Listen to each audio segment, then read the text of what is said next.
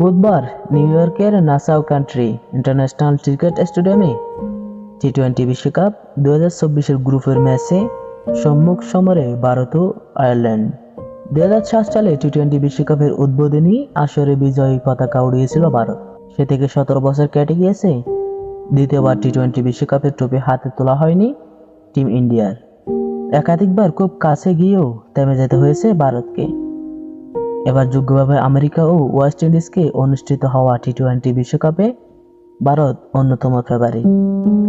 স্বাভাবিকভাবেই ট্রফির আঁকা কাটাতে মরিয়া রোহিত শর্মারা। সে লক্ষ্যেই বুধবার টি-20 বিশ্বকাপ 2024 অভিযান শুরু টিম ইন্ডিয়ার। প্রথম ম্যাচে ভারতের প্রতিপক্ষ আয়ারল্যান্ড। আরিশদের কাছে আগে কোনো আন্তর্জাতিক ক্রিকেট ম্যাচ হারেনি ভারতীয় দল। এখন দেখার যে বিশ্বকাপের মঞ্চে জয়ের সে ধারা বজায় রাখতে পারে কিনা টিম ইন্ডিয়া।